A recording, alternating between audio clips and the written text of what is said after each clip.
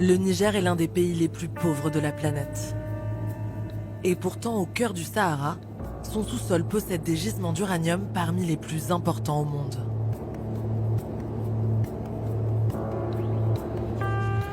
Depuis leur découverte dans les années 60, l'entreprise française Orano, qui s'est longtemps appelée Areva, exploite 2 mines immenses.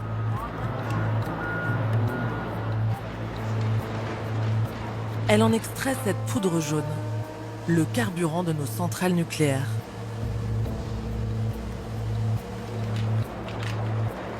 Dans les années 70, la fièvre de l'uranium attire des dizaines de milliers de Nigériens et fait sortir de terre 2 villes, Arlit et Akokan. Chacune est accolée à une mine. Celle de la Somaïr, grande comme la moitié de la ville de Paris, est encore en activité.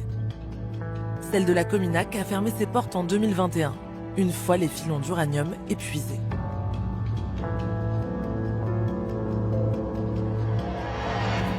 Sa cité minière, Akokan, est désormais à l'abandon. Sur les 60 000 personnes qui vivaient ici, il ne reste plus que 3 000 habitants. Une fois dissipés les mirages de l'uranium et ses promesses d'avenir meilleur, les populations d'Akokan et d'Arlit découvrent les conséquences de 50 ans d'extraction de l'uranium dans leur région. Un environnement contaminé et le mode de vie traditionnel des Touaregs bouleversé à jamais.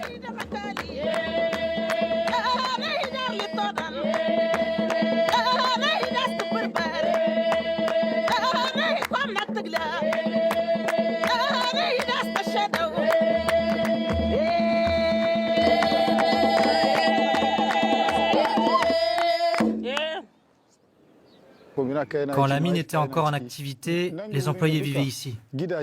Tout cet espace-là. Il y avait des maisons jusqu'au fond là-bas. Quand la Cominac a fermé, ils ont tout cassé et c'est devenu ce terrain vide. À la fermeture, Orano dit avoir indemnisé en fonction de leur ancienneté 700 mineurs sur les 1400 travailleurs du site. Les autres étaient employés par des sous-traitants, comme Yarou. Lui dit n'avoir reçu que 450 €, l'équivalent de 3 mois de salaire. Le seul revenu du foyer depuis 2 ans, le salaire de sa femme Nafissa, institutrice dans la ville voisine d'Arlit. Est-ce qu'il reste des aliments ou tout est fini? Non, il n'y a plus rien. Si Dieu le veut, on aura de l'argent pour payer les factures. Et j'irai acheter de la nourriture pour le ramadan. Attrape ça. Voilà, déplie-le.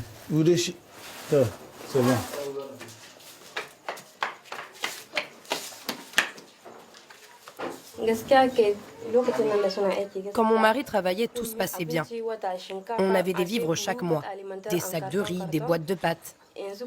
On achetait de la viande aussi pour faire de la sauce de temps en temps. On variait même avec du poisson et d'autres choses. Mais maintenant que mon mari est à la maison et qu'il n'a plus d'emploi, c'est moi qui dois travailler pour faire vivre cette famille.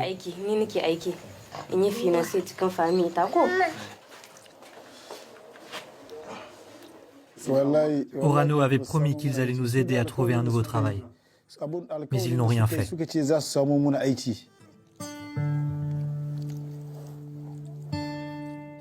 Trop pauvres pour rentrer dans leur région d'origine, Yarou et sa famille ne savent pas combien de temps ils pourront survivre ici.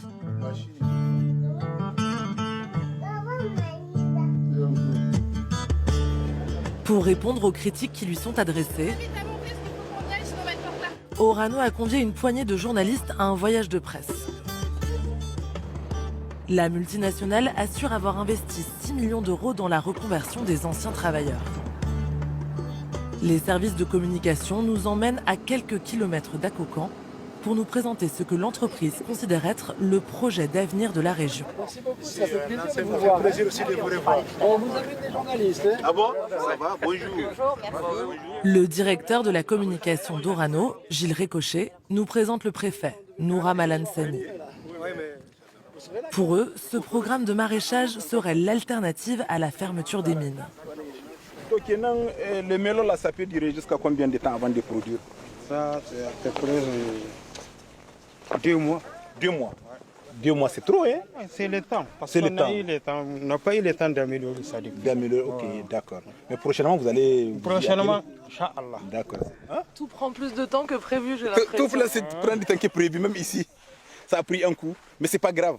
Je pense que vaut mieux bien faire que de ne jamais faire.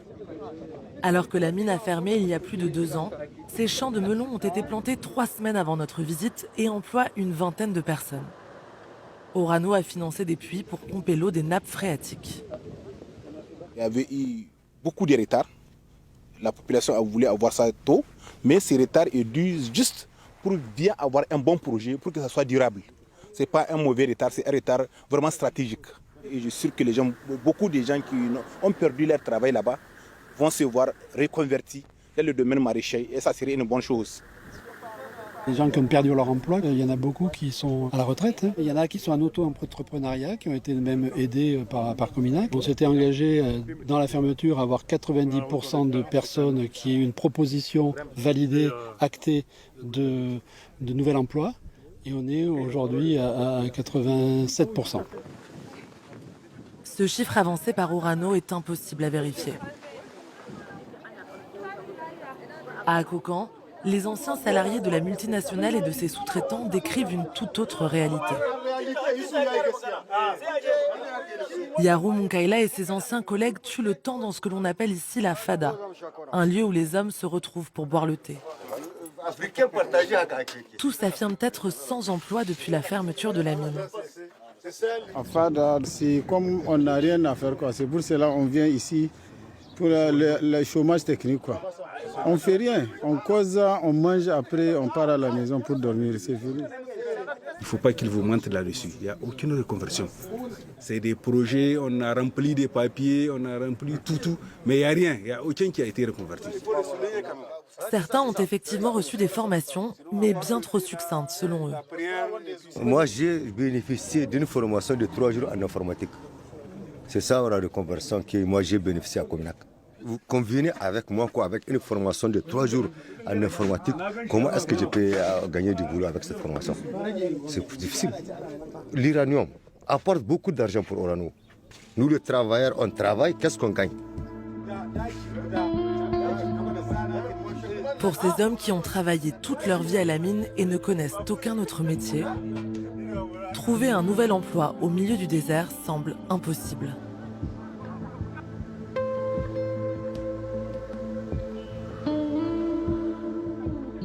Vivre à proximité des mines d'uranium, c'est aussi s'exposer à un risque invisible, la radioactivité.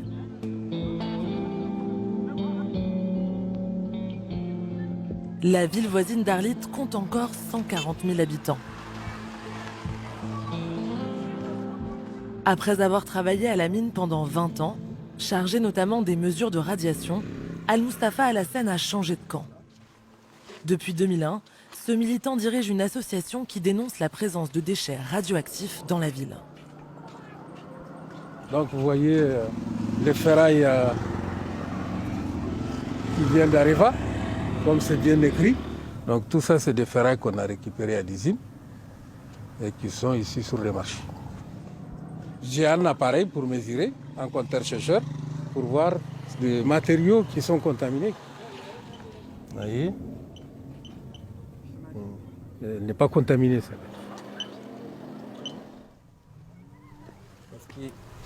Donc ici, 41, 44. Ça monte. C'est très inquiétant. 50. Son compteur Gégère indique 0,5 microsievert par heure, soit plus de 3 fois la dose naturelle de radioactivité. Selon des études scientifiques indépendantes, ces taux relativement faibles peuvent représenter un danger pour la santé sur le long terme. D'autant que ces métaux contaminés sont recyclés. Les gens s'en servent pour faire des poutres, ils s'en servent pour faire des ustensiles de cuisine, ils s'en servent pour faire des hangars, ils s'en servent... Engage à reconstruire chaque bâtiment contaminé. La maison que nous montre Al-Mustafa aujourd'hui a été identifiée comme dangereuse il y a 4 ans. Son propriétaire a débuté lui-même des travaux suite à des infiltrations. 74, 75. Au-dessus des 20, déjà à 30, ce n'est pas conseillé d'y vivre. Normalement, c'est Areva qui devrait le faire, Orano qui devrait reconstruire cette maison. Mais Areva traîne les pieds. Aujourd'hui, il en a marre, il a commencé à construire la maison lui-même. Mais malheureusement, il a remis les mêmes poutres. Et c'est des chambres où les enfants vivent et les femmes vivent.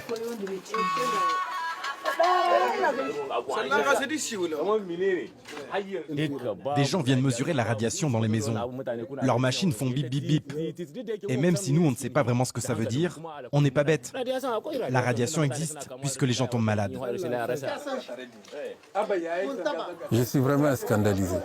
Si on ne peut pas profiter de notre uranium, au moins qu'ils gardent leur merde là-bas, c'est-à-dire tout ce qui est contaminé, qu'ils fassent en sorte que ça soit bien gardé. C'est tout ce qu'on leur demande. Les militants comme Al-Mustafa se plaignent d'un autre risque. La présence de poussière contaminée dans l'air.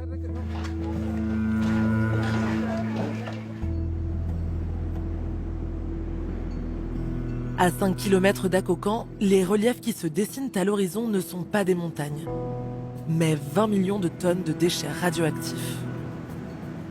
Le résultat de presque 50 ans d'extraction de l'uranium.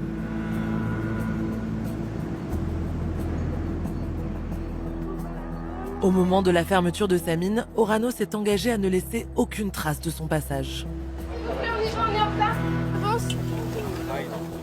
Pendant notre voyage de presse, la directrice du réaménagement du site tient à nous montrer les avancées. On vous a remis ici des photos avant. Toutes les installations que vous voyez ici, tout a été démantelé, donc c'est aujourd'hui un chantier qui est terminé. L'usine a certes disparu, mais les déchets issus du traitement de l'uranium sont pour l'instant laissés à l'air libre, sur plus de 120 hectares. On va descendre. Dans le jargon minier, c'est ce que l'on appelle une verse.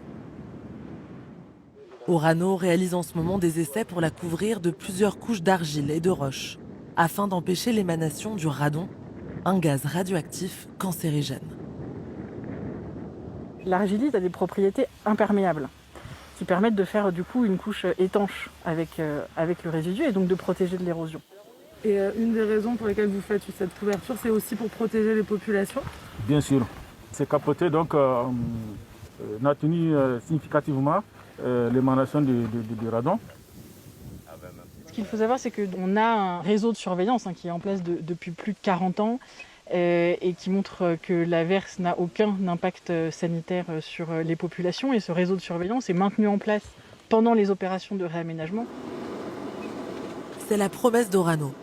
Son activité minière ne présente aucun risque pour la santé. Et pour nous le prouver, les équipes de communication nous entraînent dans l'un des 2 hôpitaux construits par l'entreprise. Bonjour, enchanté. Vous êtes les bienvenus. Merci. Vous allez bien? Ça va, oui, ça va très bien. Ça va très bien. Merci de nous accueillir. Ici, les soins sont dispensés gratuitement aux salariés et à leurs familles. Devant notre caméra, les médecins affirment ne jamais avoir recensé un seul cas de maladie liée à la radioactivité.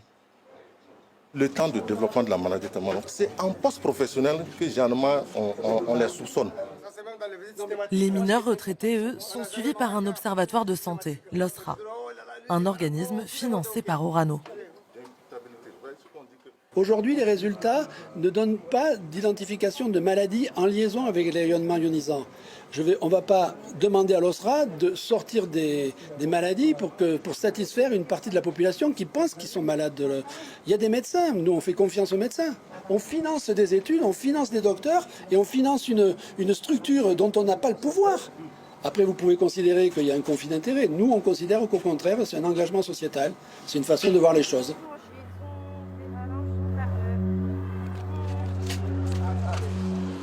Grâce à ces études, l'entreprise est capable d'affirmer qu'en 50 ans, l'extraction de l'uranium n'a provoqué aucune maladie professionnelle liée à la radioactivité. De nouveau, ces conclusions sont impossibles à vérifier, mais sont remises en cause par les témoignages de ces fans de mineurs. Venez, entrez. Plusieurs d'entre elles affirment avoir perdu leur mari à la suite de cancer. Quand les Blancs sont venus, ce sont nos maris qui ont commencé à creuser les carrières de la mine. Oui, nos maris travaillaient ensemble. Il y a des gens qui étaient en surface et d'autres dans les tunnels. Mon mari, lui, travaillait dans les tunnels, là où on extrait l'uranium. Et je sais que c'est là qu'il a attrapé la maladie. Cette femme affirme que son mari est mort d'un cancer des intestins, à 60 ans.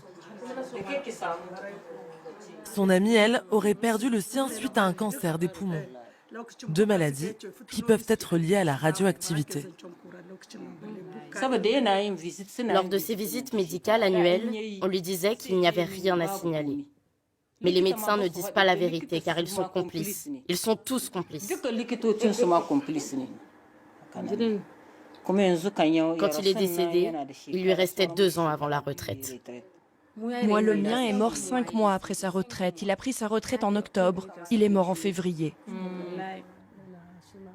Moi aussi, c'est la même maladie. Il lui restait 1 an avant la retraite quand il est décédé. Tous nos hommes ont été emportés par la maladie. Pas 1, pas 2, mais beaucoup. Tous ont été tués par les radiations. Et maintenant, il ne reste plus que nous, les femmes. Ce sont eux qui s'occupaient de tout dans nos vies. Et ils sont partis en nous laissant avec nos enfants. C'est insoutenable.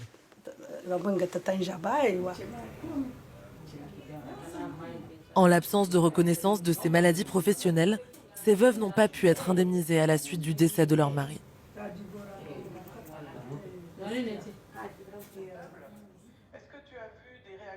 Pour faire le lien entre radioactivité et cancer, Al-Mustafa Al-Hassen collabore avec la CRIRAD. Le président de ce laboratoire indépendant, Bruno Charéron, étudie l'impact des mines d'uranium en France depuis les années 80. Il s'est lui-même rendu au Niger en 2003 pour faire des relevés.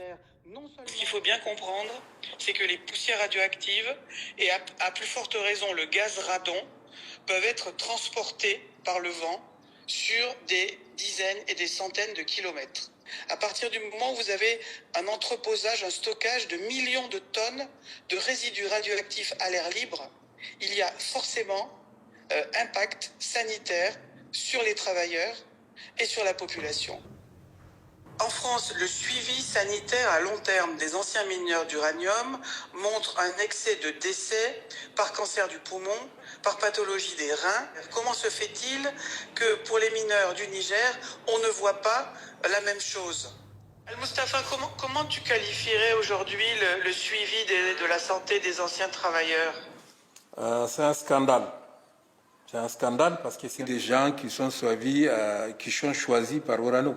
Comment obtenir une vision sincère, réelle, scientifique de la situation si l'organisme qui chapeaute tout suivi sanitaire, c'est l'organisme qui est à l'origine de la pollution radioactive et chimique? Ce n'est pas logique. Malgré les alertes des associations, les autorités nigériennes semblent fermer les yeux. L'uranium est un secteur stratégique pour ce pays pauvre.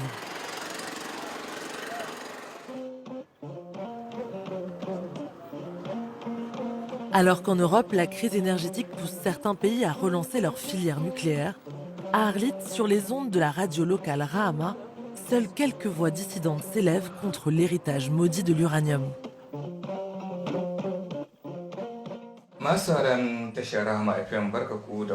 Chers auditeurs et auditrices de la radio Rahama, bonjour et bienvenue. Dans le débat que j'anime aujourd'hui avec des invités, nous parlerons de la fermeture de la mine de la Cominac. Nous reviendrons aussi sur la manière dont Orano a mené ses activités dans notre pays, le Niger.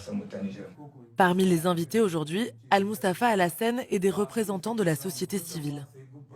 D'autres gens tomberont malades dans le futur, pas seulement ceux qui sont déjà malades et que personne ne soigne. Les déchets qu'ils nous ont laissés sont nocifs pour nous et nos enfants. Et même nos petits-enfants grandiront avec. Ce n'est pas normal que l'uranium qu'on extrait ici aille en Europe pour alimenter l'Allemagne, la France et d'autres pays. Alors qu'ici à Arlit, il n'y a même pas assez d'électricité. Toi, dans ta radio, tu as combien de coupures d'électricité par jour? Ici, tout tombe toujours en panne. Ce n'est pas normal.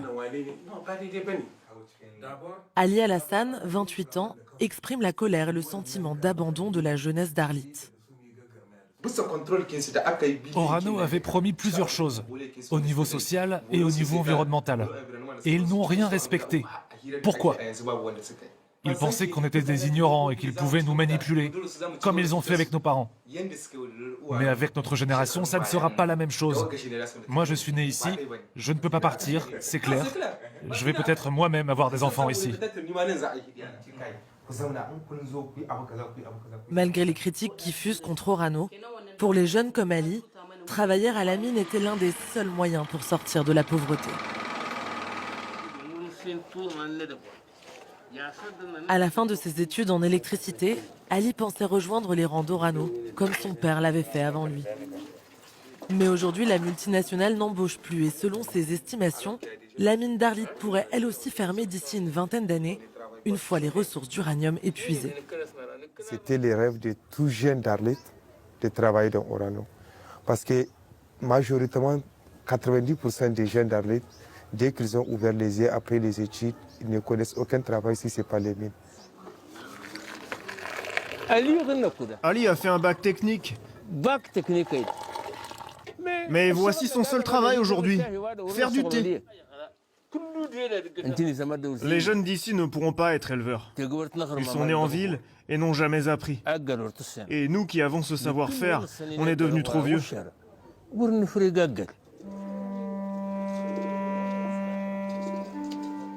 Maintenant que la Cominac a fermé et que l'autre mine de la Somaïr va fermer, que vont devenir nos enfants? Le vieux Touareg avait servi de guide aux équipes françaises de recherche d'uranium dans les années 60. À l'époque, il avait troqué sa vie d'éleveur nomade pour un travail à la mine, espérant que ses enfants suivraient son exemple. Jamais il n'aurait imaginé que le désert puisse un jour reprendre ses droits. Après Akokan et Arlit, les équipes d'Orano prospectent à 80 km plus au sud, à Imouraren. Elles espèrent y ouvrir une nouvelle mine géante d'uranium d'ici à 2028.